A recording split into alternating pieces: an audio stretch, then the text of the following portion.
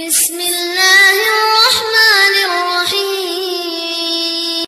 Bagaimana jika seseorang beribadah tapi masih rajin melakukan hal-hal yang dilarang seperti merokok dan menganggap merokok adalah hal yang biasa, meski dia tahu kalau hal itu haram di dalam agama? Manusia tidak ada yang sempurna, saudaraku. Jadi jangan Anda melihat seseorang itu harus sempurna. Barangkali keimanannya masih lemah. Tidak ada kaitan rokok dia dengan ibadah dia. Ibadah dia insya Allah kalau dia jalankan ikhlas sesuai dengan tuntunan Rasulullah SAW diterima. Kalau dia merokok itu kesalahan dia, maksiat dia akan mempertanggungjawabkannya di hadapan Allah Subhanahu wa taala. Doakan dia dapat hidayah, dapat petunjuk dari Allah Subhanahu wa taala. Seseorang ahlus sunnah, seorang yang mengaku mengikuti sahabat Nabi, kalau dia tergelincir melakukan sebagian maksiat, tidak otomatis mengeluarkan dia dari ahlus sunnah, dari sunnah, tidak. Ada orang dia masih isbal, lalu dikatakan dia tidak salafi, tidak sunnah, tidak bisa. Itu maksiat, bukan barometer dan tolak ukur seseorang itu salaf tidak salafnya. Yang mengeluarkan seseorang itu bid'ah misalnya, itu bisa mengeluarkan dari jalur salafus saleh. Bid'ah dalam akidah atau kesyirikan. Kalau maksiat beda. Kalau dia melanggar larangan-larangan Allah, itu beda. Maksiat dengan bid'ah beda. Bid'ah itu perkara yang dibuat-buat di dalam agama. Dan seseorang bisa tergelincir dalam maksiat. Sekuat apapun ilmunya, sekuat apapun imannya, dia bisa tergelincir. Karena manusia itu khata, gudang dosa, banyak melakukan dosa, bisa keliru dan bisa khilaf.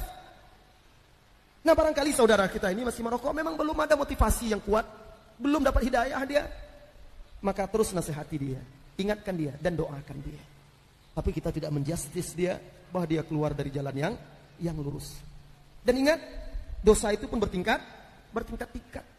Lihat bagaimana Rasulullah SAW mensikapi seorang sahabat yang melakukan dosa lebih parah lagi daripada merokok. Wah, apa jenggotan masih merokok? Ya memang salah, tapi tidak perlu dihujat-hujat, tapi dinasihati. Karena berhenti merokok itu berat. Anda kan sudah merasakannya susah berhenti merokok itu. Beri waktu dia untuk mendapatkan ilmu. Doakan dia. Rasulullah SAW bahkan pernah menangkap sahabat yang mabuk. Sudah berulang kali dia tertangkap dan dicambuk. Tertangkap lagi dia, mabuk. Sehingga dicambuk. Yang salah tetap salah, harus dihukum. Ketika dia dicambuk itu ada salah seorang sahabat melaknatnya. Dilaknat oleh para sahabat, oleh seorang sahabat. Rasulullah mendengar laknat tersebut. Maka Rasulullah berkata kepada sahabat itu, "La tal'anu, jangan laknat dia. Inilah a'lam annahu yuhibbullah wa rasulah." Saya tahu dia ini sekalipun mabuk, saya tahu dia sebenarnya mencintai Allah dan Rasulnya. Apalagi merokok cuma kan. Dijadikan pula itu sebagai tolak ukur barometer orang itu taat atau tidak. Apalagi lingkungan dia dari kecil dia merokok, kan susah itu. Doakan dia, ajak terus, nasihati terus, agar dia bisa dapat hidayah dan meninggalkan perbuatan yang tidak baik itu. Jangan laknat dia, kata Rasulullah SAW. Sesungguhnya aku tahu dia ini mencintai Allah dan Rasulnya. La takunu aunan lisyayatin ala ikhwanikum.